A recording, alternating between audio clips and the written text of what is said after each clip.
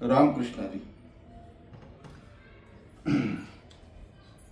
श्री समर्थ सद्गुरु सच्चिदानंद भगवान योगीराज श्री गजानन महाराज की जय. आज माघ वद्य सप्तमी, समर्थ सद्गुरु श्री गजानन महाराजांचा प्रगट दिन उत्सव. आजच्या दिवशी सद्गुरु श्री संत गजानन महाराज शेगावला प्रगट झालात आणि त्यामुळं तेव्हापासून आपण महाराजांचा प्रगट दिन हा माघ वद्य सप्तमीला साजरा करत असतो. खरं म्हणजे गजानन महाराज प्रगट झाले म्हणजे काय झालं? प्रगट कोण होत असतं? आपण जर विचार केला, प्रगट देव प्रगट होत असतो. प्रभू रामचंद्र प्रगट झाले. महाराज वर्णन करताना एके ठिकाणी म्हणतात ना, नामदेवराय, अयोनी संभव प्रगटला हा राघव, राम प्रभू प्रगट झाले. किंवा भगवान श्रीकृष्ण सुद्धा प्रगट झाले. महाराज आपल्याला माहिती आहे, भगवान श्रीकृष्ण प्रगट झाले, प्रभू रामचंद्र प्रगट झाले. यांचे जे अवतार आहे ते प्रगट होतात. नरसिंह भगवान खांबातून प्रगट झाले, नाही का? हा केसर शिवडी घालून या स्तंभ फोडी, असं देव प्रगट होतो. आणि इथे भगवान श्रीकृष्ण 8 वर्षाची मूर्ती प्रगट झाली की नाही? झाली ना. इथे सद्गुरु श्री संत गजानन महाराज शेगाव नगरीमध्ये प्रगट झालेत. याची एक जी कथा आहे ती सर्वश्रुत कथा आहे. मुळात भगवान प्रगट होतात, इथे गजानन महाराज प्रगट झाले. गजानन महाराज भगवान आहेत. गजानन महाराज देव आहे, ईश्वर आहे, संत आहे, साधू आहे, महात्म्य आहे, योगी आहे, योगीराज आहे, सच्चिदानंद स्वरूप आहेत. काय आहेत तरी काय नेमकं? अनेक अंगाने जर विचार केला तर श्री सद्गुरु गजानन महाराज, आपण त्यांना मोठ्या आदरानं श्री समर्थ सद्गुरु असं म्हणतो. ते सद्गुरूही आहेत, ते समर्थ तर आहेच आहे, ते भगवान सुद्धा आहेत. मुळात जर बघितलं ना, हो, संत आणि भगवान त्यामध्ये फरकच नाही. तुम्हाला सांगतो, तुकोबारायांचं प्रमाण आहे ना, देवते संत देवते संत, निमित्त त्या प्रतिमा, निमित्त त्या प्रतिमा, निमित्त त्या प्रतिमा. संत हे अवताराला जे येतात, संत जे प्रगट होतात अवताराला येतात, कशासाठी? झाडू संतांचे मार्ग. तुकोबारायांचा प्रसिद्ध अभंग आपण नेहमी आपल्याला माहिती आहे. आम्ही वैकुंठवासी आलो याची कारणाशी भोगिले ते, आम्ही वैकुंठवासी आलो याची कारणाशी बोलिले ते ऋषी साच भावे वर्ताया. ऋषीमुनींनी जे सांगितलं ना, ते सांगण्यासाठी, तो उपदेश सांगण्यासाठी आम्ही आलो, नाही का? संत महात्म्यांचं येणं ते जगाचा उद्धार करण्यासाठीच असतो. आपल्याला माहिती आहे, जगाच्या कल्याणा संतांच्या विभूती, देह कष्टविती परोपकारी. किंवा येथे उपकारासाठी, येथे उपकारासाठी आले घर जावै कुंटी. येथे येथे उपकार करण्यासाठी, तुमच्या आमच्यावर उपकार करण्यासाठी, तुमचा आमचा उद्धार करण्यासाठी संत भूतलावर येत असतात. सद्गुरु गजानन महाराज सुद्धा त्याच साठी या भूतलावर आलेले आहेत. आता श्री संत गजानन महाराजांच्या शेगावमध्ये जे प्रगट झाले या संबंधातली आपल्याला कथा माहिती आहे. गजानन विजय ग्रंथामध्ये श्री दासगुणू महाराजांनी महाराजांचं चरित्र लिहित असताना अत्यंत रसाळ असं चरित्र वर्णन केलं आहे. बहुतेक आपण सर्वजण ते गजानन विजय ग्रंथाचे पारायण करणारे आहात असं मी समजतो. आपल्याला त्या बाबतीत माहिती आहे. तरी प्रगट दिन असल्यामुळे प्रगट दिनात औचित्य साधून महाराजांचं प्रागट्य कसं झालं हे आपण थोडक्यात आपल्यासमोर ठेवतो आणि मग पुढे जेवढं काय चिंतन करता येईल तेवढं करण्याचा प्रयत्न करू. गजानन महाराज एक चमत्कारिक संत होते का? हो, नक्कीच होते. पण मी तर त्याही पुढे जाऊन म्हणतो, अहो, जन जड मूढांना उद्धारून नेणं यापेक्षा दुसरा चमत्कार आहे कोणता? हातातून अंगारा काढणं, गंडे दोरे बांधणं, कोणाच्या डोक्यावरती हात ठेवणं, हे चमत्कार वेगळे हो. पण संबंध जीवन बदलवून टाकणं, जीवनाचं खरं सार कशात आहे हे सांगणं, हा मोठा चमत्कार गजानन महाराजांनी केला असं आपल्याला वाटत नाही का? मी तर म्हणेल, जे प्रगट झाले ते प्रगट होतानाच महाराजांनी एक मोठा चमत्कार आमच्या समोर ठेवला आणि तुम्हा मला खऱ्या अर्थानं उपदेश केला. कुठला हो? आपल्याला माहिती आहे, देवीदास पातुरकर शेगावचे ब्राह्मण आणि विद्वानही होते, धर्मनिष्ठही होते. त्यांच्याकडे काहीतरी कार्यक्रम होता, सर्व गावाला जेवण होतं, पंचपक्वान्नाचं जेवण तयार झालं आणि पंक्ती सुरू झाल्या उष्टावळ्या कुठेतरी बाजूला टाकण्यात आल्या. मंकटलाल स्वामी पातुरकरांकडे जेवायला निघालेत आणि जेवायला जात असताना कुठेतरी त्या लिंबाच्या झाडे जिथे उष्ट्या पत्रावळ्या टाकल्या तिथे एक कोणीतरी 6 फूट उंचीचा असा धीरोदत्त तेजोनिधी असलेला दैदिप्यमान असा तेजोराशी असलेला कोणीतरी युवक, जवळजवळ 25-30 वर्षाचा तो युवक काय करतो आहे? नग्नावस्थेत आहे, दिगंबर अवस्थेत आहे आणि उष्ट्या पत्रावळ्यावरती शीत त्या ठिकाणी खातोय. बंकटलालाने बघितलं, ही घटना सामान्य नाही हो. एवढे मोठे जेवण चालू आहे, एवढी पंगत चालू आहे, तिथे न जाता हा माणूस इथे पत्रावळ्यावरती उष्टे शीत खातो. काय असेल बरं? बघावं तर व्यक्ती साधारण दिसत नाही, भिकारी दिसत नाही, चेहऱ्यावर तर तेज लपत नाही. महाराज तुम्हाला सांगू का, जे संत महात्मे साधू आहेत ना, यांचं तेज लपून राहत नाही. कारण अंतरामध्ये भगवान भरलेला असतो ना. अंतरीचे धावे स्वभावे बाहेरी धरी धरलं तरी ते आवरत नाही, ते तेज बाहेरच येते. गजानन महाराजांकडे बघितलं, बंकटलालाने बघितलं, कोण हा युवक म्हणून उत्सुकते बुडी त्यांच्याकडे गेले आणि विचारतात, का रे बाबा, कुठून आलास, कोण तू आणि हे उष्ट शीत का खातो? अरे पातुरकरांकडून मी तुला आणून देऊ का खायला? गजानन महाराज हसलेत, काहीच बोलले नाही. पातुरकरांकडून बंकटलालांनी पक्वान्नाचं ताट आणलं, गजानन महाराजांसमोर ठेवलं. महाराजांनी सर्व पंचपक्वान्न एकत्रित केले, त्याचा काला केला आणि खाऊ लागले. तुम्हाला सांगू, आंबट काय, गोड काय, कडू काय, तिखट काय, मीठ काय, सर्व एकत्रित काला केला आणि गजानन महाराज खात होते, जेवण करत होते. लोक बघतायत, काय वेडा आहे, पिसा आहे, काही कळते काय याला? खरं सांगू, जे ब्रह्मपदाला प्राप्त झाले त्यांना आपलं जेवण चवच राहिली नाही. व तुकोबारांच्या जीवनात तरी काय झालं आपल्याला माहिती आहे ना. काय खातो आम्ही का या सांगा, ते जाणीव नाही महाराज. कशासाठी खातो, काय खातो याची जाणीव त्यांना नसते. फक्त जगायचं म्हणून जेवायचं एवढंच असते. आपण जेवायसाठी जगतो, संत जगायसाठी जेवत असतात. गजानन महाराजांनी एकत्रित केलं आणि सर्व खाल्लं. निर्विकारपणे महाराज बघतायत आणि लोक सुद्धा बघतायत. महाराज उठले आणि समोरच्या हाळावरती जाऊन तिथलं गढूळ पाणी प्यायला लागले. लोकांनी थांबवलं. महाराज, गुरेढोरे पिणारं ते पाणी आहे, ते पिऊ नका. महाराज तिथेही काहीच बोलले नाही, फक्त बोलता बोलता बोलले, अरे गढूळ पाणी गढूळ आहे आणि तुमचं मन तरी कुठं शुद्ध आहे, तेही गढूळ आहे. सहज बोलून गेले.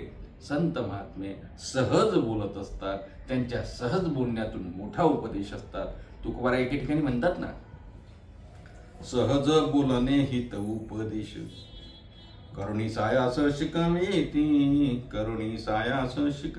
संतांचं सहज बोलणं हे उपदेश असतो महाराज. साधं बोलण्यातून सुद्धा एक मोठा उपदेश त्या ठिकाणी असतो. महाराजांनी प्रगट झाल्या तिथे शेगावमध्ये अवतीर्ण झाल्या शेगावमध्ये आल्या पहिला संदेश तुम्हा आम्हाला दिला की अरे बाबा, अन्न हे पूर्ण ब्रह्म आहे, त्याची नासाडी करू नका, ते फेकू नका, उष्ट टाकू नका. हा मोठा संदेश दिला. हाही एक चमत्कारच नाही का? म्हणून संतांच्या चमत्काराकडे चमत्कारिक दृष्टीनं पाहत असताना त्यातून बोध सुद्धा आपण घेतला पाहिजे. गजानन महाराजांचं हे रूप बघून बंकटलाल त्या ठिकाणी बंकटलाला ते रूप भावलं, ते वागणं भावलं आणि त्याच्या लक्षात आलं हे साधारण मूर्ती नाही. नव्हे हा सामान्य महिमा संतांचा, हे सामान्य नाही, हे कोणीतरी योगी पुरुष असावे. म्हणून बंकटलाल त्यांना आपल्या घरी चला म्हणतो, पण महाराज लगेच एवढा चमत्कार झाला, महाराज निघून गेले. बंकटलाल घरी आले. बंकटलालांना आस लागली. महाराजांनी जे भजन म्हटलं ते आठवायला लागलं. गण गण गणात बोते, गण गण गणात बोते, या भजनाचा त्यांना त्यांच्या कानावर सतत ते भजन. आणि याचा अर्थ असा होता, गण गण गणात बोते म्हणजे जीव आणि ब्रह्माचं ऐक्य महाराज त्यातून सांगत होते. त्या ठिकाणी बंकटलालाला वाटलं की महाराजांच्या भेटीशिवाय मी जगू शकत नाही. तळमळ लागली जीवाला. कधी मला संत भेटतील, मला कधी संत भेटतील, त्यांची भेट कधी होईल, महाराज मला कधी भेटतील, म्हणून बंकटलाल तळमळ करत होता. बंकटलालच्या वडिलांनी सांगितलं, अरे बेटा तळमळ करू नको, भेटतील, तुझी श्रद्धा आहे ना, मिळतील. श्रद्धावान लभते ज्ञान, तुला संत भेटतील. बघा, तू श्रद्धा ठेव. एवढं सोपं नसतं रे संत भेटणं. अरे मला भेटले होते पण निघून गेले ना, कारण बहु अवघड आहे संत भेटी. मग काय करावं, याचं मन लागत नव्हतं. वडिलांनी सांगितलं, जा गोविंद बुवा टाकळीकरांचं कीर्तन आहे तिथे जा, कीर्तनात मन रमेल. बंकटलाल आणि पितांबर कीर्तनात जायला निघाले तर दूर कुठेतरी चिंचेच्या झाडाखाली एक मूर्ती दिसते आहे, एक महात्मा दिसतो आहे, जो शेगावला आपण ज्याला बघितलं होतं, जो उष्ट्या पत्रावरचं शीत खात होता, तोच महात्मा इथे दिसतो. पितांबर आणि बंकटलाल धावत गेले, महाराजांच्या चरणावरती लागले आणि महाराजांना विनवणी करू लागले, महाराज अहो शेगाव सोडून तुम्ही निघून गेलात, आमच्या शेगावला चला, काहीही करा, आम्ही आता इथून या अनुभव माथा मरणा वाचुनी सर्वथा, आम्ही इथून जाणार नाही. महाराजांनी झुणका भाकर मागितली. बंकटलालांनी झुणका भाकर दिली. पितांबराला पाणी आणायला सांगितलं, ओढ्यातून पाणी आणायला सांगितलं आणि तुंबा भरून पाणी आण, उंजळीने भरू नको सांगितलं. ओढ्याला पाणी नव्हतं. ओढ्याला पाणी नसतानाही महाराजांच्या शब्दाला त्या ठिकाणी पितांबराने महाराजांचे शब्द खरे होतात. महाराजांनी म्हटलं म्हणजे पाणी नसलं तरी लोटा भरेल, म्हणून त्यांनी तो तुंबा उडवला, तुंबा भरून पाणी आणलं. असे अनेक विविध चमत्कार आहे. बंकटलाल महाराज मग आपल्या गजानन महाराजांना आपल्या घरी घेऊन गेले. शेगावला आपल्या घरी नेलं आणि तिथे घरी नेल्यानंतर मग एकामागून एक लीला त्या ठिकाणी घडल्या. महाराज वर्णन करताना आपल्या त्या आरतीमध्ये दासगुरु महाराजांनी वर्णन केलं बघा. महाराज म्हणतात, लीला अनंत केल्या बंकट सदनास. बंकट सदनास म्हणजे बंकटाच्या घरी त्या ठिकाणी अनेक लीला महाराजांनी केल्या. आपल्याला माहिती आहे, मग महाराज घरी गेले त्यानंतर मग लोकांचा त्या ठिकाणी खूप लोक यायला लागले, कीर्ती पसरायला लागली महाराजांची. असे महाराज आहेत. त्यांचं भजन चालू झालं, गणगण गणात बोते, गणगण गणात बोते. आणि मग लोकांना उपदेश सुरू झाला. काही दिवस महाराज थांबायचे, निघून जायचे, पुन्हा महाराज निघून गेले. बंकटलालाच्या घरी असताना एकदा महाराजांनी चिलम पेटवली.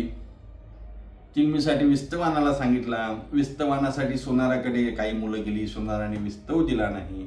विस्तव दिला नाही. महाराजांनी काय केलं, विस्तवापासून चिलम पेटवली. हाही एक चमत्कार आहे. आणि ज्याने विस्तव दिला नाही त्याच्या घरामध्ये चिंचवणीमध्ये अळ्या पडल्या, ती ही कथा आहे. अनेक कथा आहे, आपण त्या विजय ग्रंथामध्ये वाचू शकता.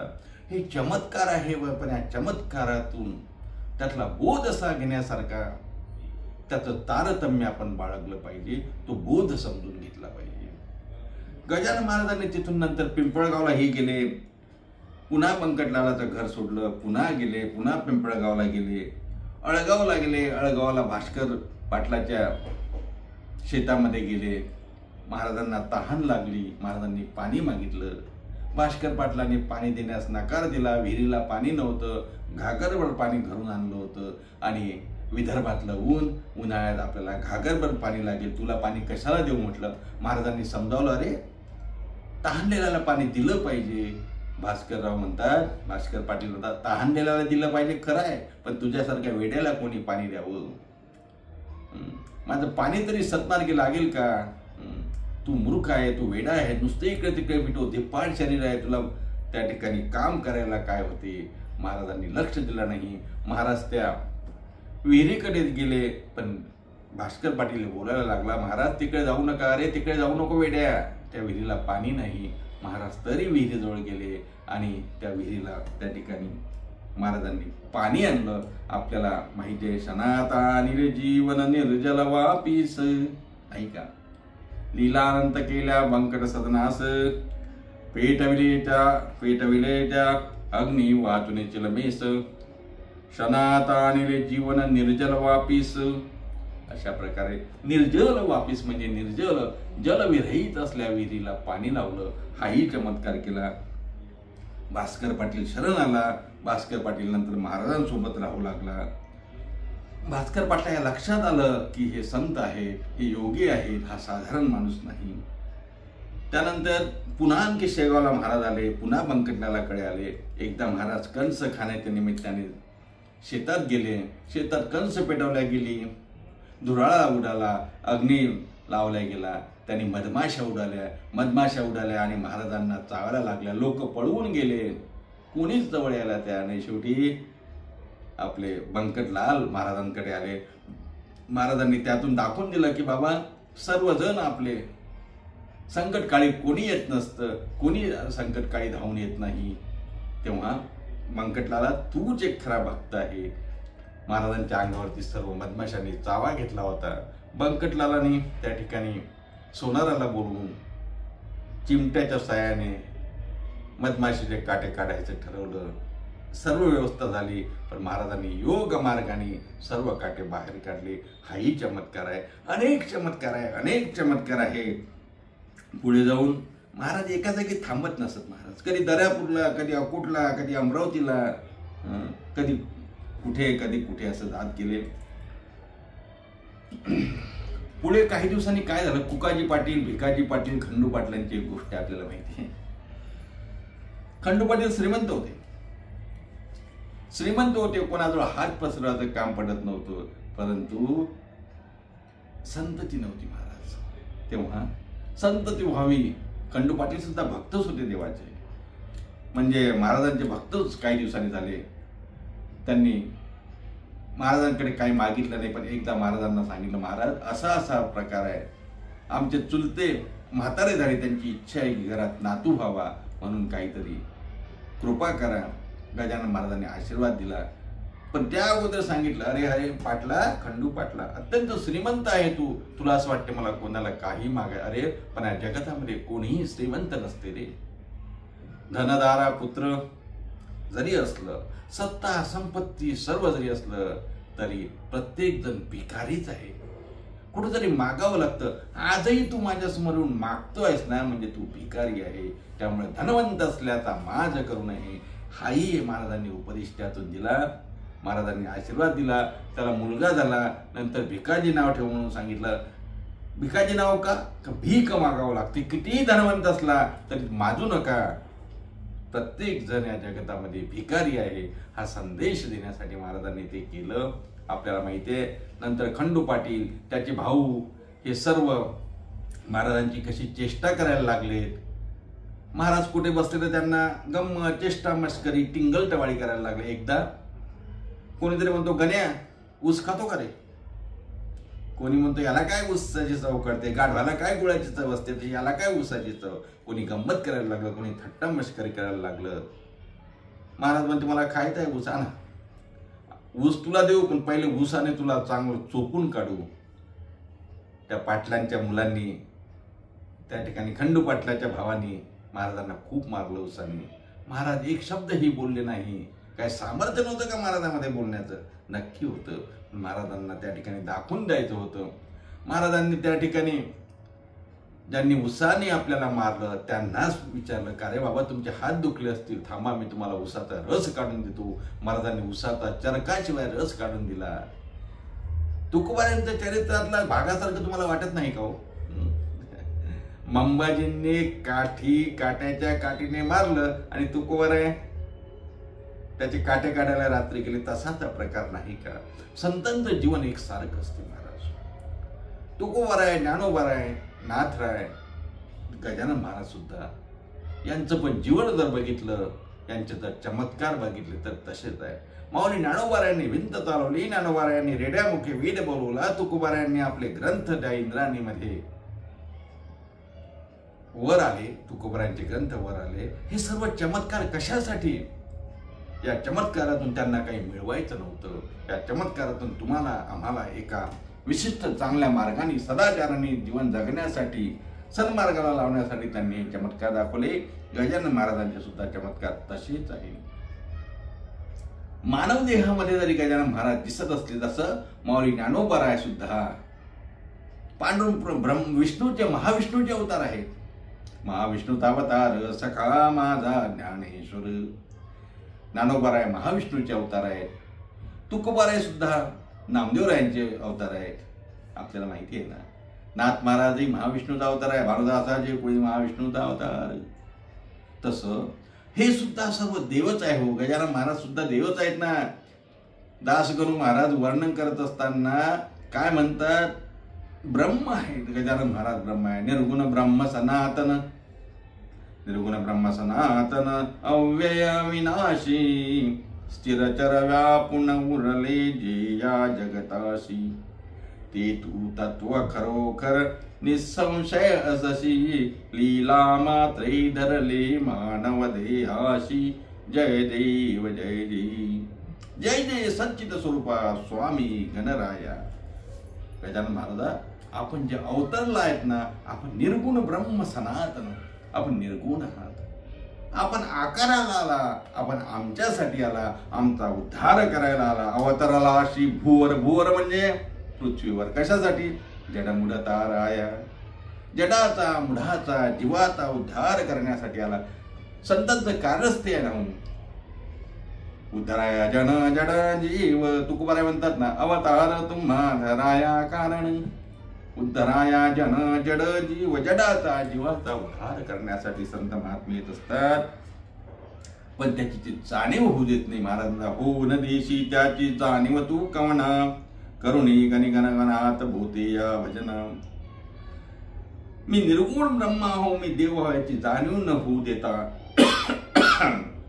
त्या ठिकाणी गणगणगणात भूते गणगणगणात भूते हा भजन महाराज करायचे. पण यातून उपदेश करायचे ना हो. गणगणगणात भूतेचा अर्थ काय आहे? जीव आणि ब्रह्म एक आहे. जीवातच ब्रह्म आहे. जीवातच देव आहे. जीव ब्रह्मैक्य हा अद्वैतवादाचा सिद्धांत त्या ठिकाणी गजानन महाराजांनी दिला. आपल्याला माहिती आहे अनेकांच्या व्याधी महाराजांनी दूर केल्या. गंगा भारती नावाच्या सेवकाचा कुष्ठरोग गेला. आपल्याला माहिती आहे ना. महाराजांनी त्याचा कुष्ठरोग घालवला. ब्रह्मगिरीच्या गर्भाचा नाश केला. गोसावी लोक आले होते आणि उपदेश करत बसले. नैनम शिंदती शस्त्राणी नैनम शिंदती पावका. शस्त्राणी मरत नाही, अग्नीने जळत नाही की त्यातला प्रवचन करायला लागले. प्रवचन करणं सोपं आहे हो महाराज. आणि पण त्यांना गर्व होता. त्यांचा गर्व हरण करण्यासाठी महाराजांनी तिथेही चमत्कार केला. महाराज ज्या पलंगावरती बसले होते तिथे चिलमीतली आग तिथे पडली काय? महाराजांनी मुद्दामून चमत्कार करण्यासाठी तिथे आग लावली आणि आग लावून सांगितलं, अरे बंकटलाला त्या महाराजांना इकडे घेऊन ये. गोसावी महाराजांना त्यांनी आताच प्रवचन केलं आणि सांगितलं, नैनम शिंदती शस्त्राणी नैनम शिंदती पावका. अग्नीनं काही जळत नाही. अग्नीने मी जळत नाही. हवेने मी हालत नाही. शस्त्राने मी मरत नाही. मग असं जर आहे तर ते ब्रह्मगिरी महाराजांना या इथे माझ्या पलंगावर बसू दे. कारण त्यांना काहीच होणार नाही. ब्रह्मगिरी महाराज यायला तयार नाही. गोसावी यायला तयार नाही. पण गजानन महाराज म्हटलं हटले नाही. पलंग पेटवून गेला. महाराज हटत नव्हते. महाराजांना काहीच होत नव्हतं. शेवटी भाविकांनी म्हटलं, महाराज आमच्यासाठी तर तुम्ही बाजूला या. आमच्यासाठी बघितल्या जात नाही. महाराज बाजूला आले. पण ब्रह्मगिरी नावाच्या गोसाव्याचा त्या ठिकाणी अभिमान नाही साधायला, गर्व नाही साधायला. दासगुरु महाराज वर्णन करत असताना म्हणतात, केला ब्रह्मगिरीच्या गर्वाचा नाश. लीलानंद केल्या बंकट सतनास. पेटविले त्या अग्नी वाचून चिलमेस. क्षणात आलेले जीवन निर्जल वापेस. केला ब्रह्मगिरीच्या गर्वाचा नाश. जय जय सच्च स्वरूपा स्वामी गणराया. ब्रह्मगिरीच्या गर्वाचाही नाश केला. अनेक कथा महाराज, अनेक कथा आहे. किती कथा सांगायच्या. नर्मदेला गेले. महाराजांनी नाही म्हटलं ओंकारेश्वरला जाण्याबाबतीत. पण बंकटलालांनी पितांबरांनी वगैरे त्या ठिकाणी आग्रह केला. नर्मदेला गेल्यानंतर नावेत गेल्यानंतर नावेत पाणी घुसलं. नाव बुडायला लागली. स्वतः नर्मदा माता आली. नाव तीरावरती नेली. अनेक कथा आहेत. आपण त्या कथा विजय ग्रंथामध्ये वाचत त्या कथा वाचा. त्यातून आपल्याला अनेक चरित्र कथा दिसते. 60-70 कथा आहेत महाराजांच्या. एक मला भावलेली कथा सांगतो आणि थांबतो. पितांबर नावाचे महाराजांचे एक निश्चित भक्त होते, जे कापडाचा व्यवसाय करायचे, म्हणजे टेलरिंगचं काम करायचे, कपडे शिवायचे.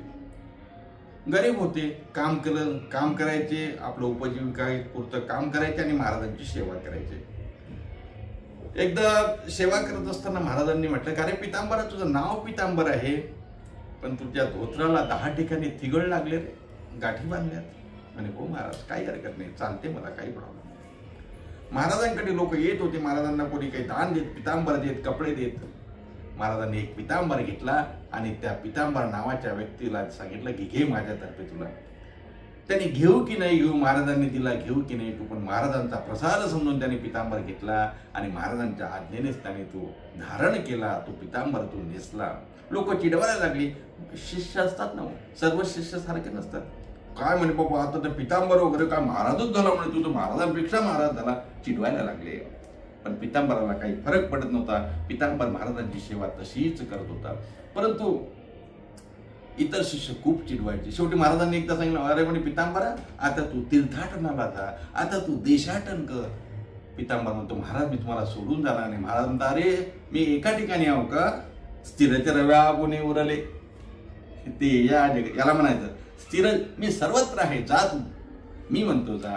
तेव्हा पितांबर भक्त, महाराजांचा पितांबर भक्त निघाला. कोडोली गावाकडे गेला. रात्रीची वेळ झाली. एका झाडाखाली थांबला. वाळलेलं झाड होतं. महाराज, मुंग्यांचे थवे होते. खाली बसला, खालून वर गेला. तिथेही मुंग्या चावला लागला. गावातल्या गुराख्यांनी बघितलं आणि सर्व कथा आपल्या कोडोलीतल्या शामराव पाटलाला जाऊन सांगितली. कोणी एक असा माणूस आहे, तो माकडासारखा इकडून तिकडून उड्या मारतो, पितांबर नेसलेला आहे, पण साधू वाटतो, कोण असावा. म्हणतो मी गजानन महाराजांचा शिष्य आहे. शामराव पाटील बोलले, ठीक आहे, उद्या आपण जाऊयात. सर्वजण गेले, जंगलात गेले. त्या झाडाला, शुष्क अशा झाडाला, पालवी नसलेल्या झाडाखाली हा बसलेला होता. मुंग्या असल्यामुळे वर चढून बसला आणि शामराव पाटलांना सांगितलं, का रे कोण रे तू. म्हणे मी पितांबर. कुठून आलास. म्हणे शेगावरून. कोण तू. म्हणे मी गजानन महाराजांचा शिष्य. कशावरून. म्हणे काय महाराज, पुरावा कशाचा. पुरावा काय देऊ, मी शिष्य आहे. असं चोरट्यांचा सुळसुळाट झाला कोडोलीमध्ये. कोणीही येतो आणि मी शिष्य आहो, साधुभाव सांगतो, आणि फसवायला निघाला का.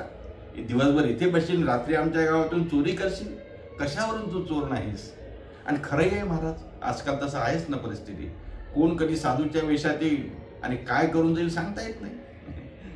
तेव्हा शामराव पाटलांनी सांगितलं, अरे तू कशावरून शिष्य आहेस. म्हणजे मला सिद्ध करता येणार नाही, पण मी गजानन महाराजांचा शिष्य आहो. अरे पण गजानन महाराज तर दिगंबर असतात आणि तू एवढा महागीचा पितांबर घातला. म्हणे नाही, महाराजांनीच मला दिला आणि मी महाराजांचा प्रसाद म्हणून. कोणी खरंच समजायला तयार नाही हो, कोणाला खरं वाटत नव्हतं.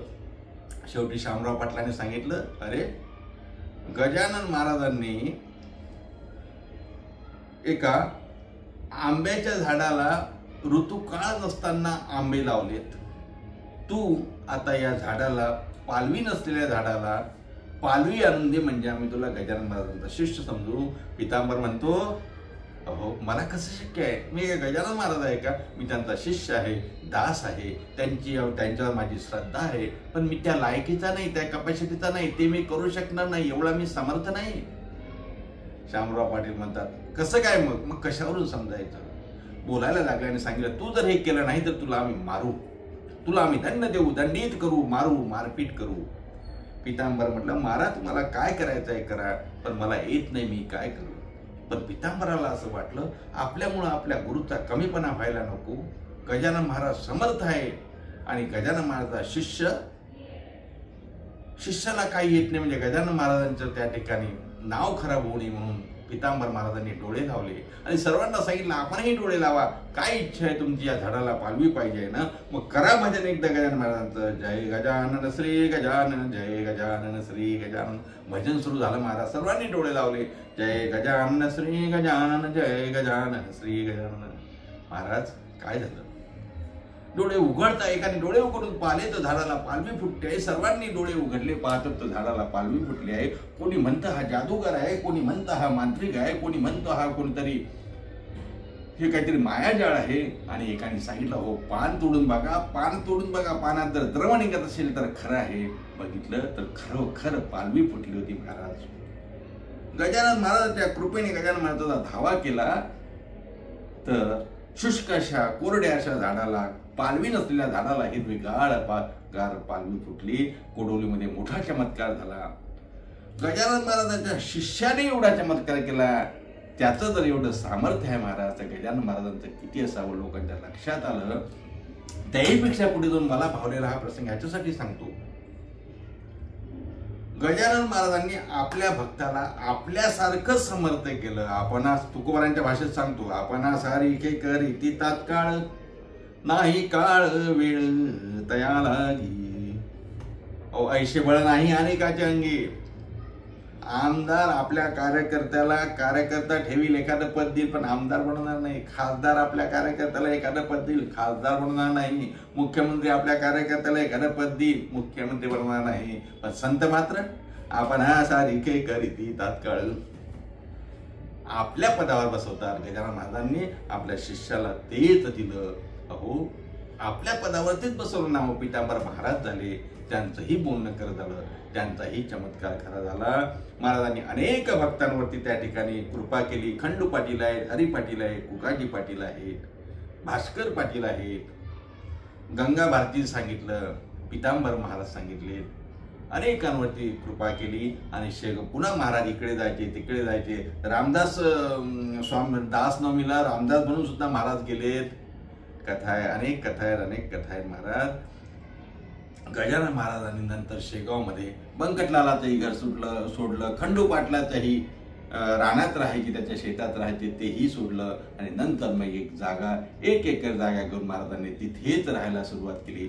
तिथेच आज ते मंदिर झालं. 1 एकर 11 गुंठे नंतर पुन्हा आणखी मिळालं आणि त्याच जागेमध्ये महाराज राहायला लागले. नंतरच्या काळामध्ये पंढरीची वारी महाराजांनी सुद्धा केली. पंढरपूरलाच महाराजांना समाधी घ्यायची होती, पण पंढरपुरातल्या विठोबांनी सांगितलं, जसं माऊलींना सांगितलं तुम्ही आळंदीला समाधी घ्या, तसं गजानन महाराजांना सांगितलं तुम्ही शेगावला समाधी घ्या. शेगावची विदर्भाची पंढरी करा. आणि मग शेगावला महाराजांनी समाधी घेतली. तो ऋषीपंचमीचा दिवस आहे. असो, गजानन महाराजांनी तुम्हा आम्हाला तुमच्या आमच्या संकटाच्या काळामध्ये धावून येणारे संत गजानन महाराज, भक्ती मार्गाला लावणारे संत गजानन महाराज, पंढरीची वारी शिकवणारे संत गजानन महाराज, अनेक अंगाने त्यांच्याकडे बघता येईल, अनेक दृष्टीने त्यांच्याकडे बघता येईल. प्रत्येक जण आपापल्या अंगाने त्यांच्याकडे बघू शकतो.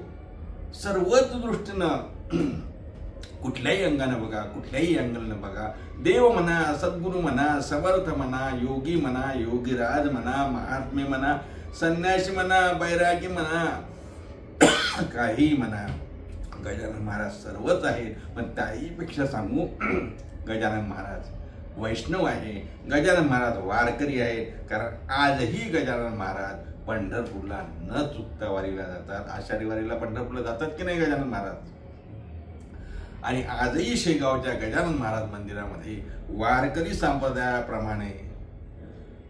संप्रदायाप्रमाणेच सर्व सकाळच्या काकड आरती पासून तर हरिपाठ, जागर, कीर्तन हे सर्व कार्यक्रम आपल्या वारकरी संप्रदायाप्रमाणे चालतात.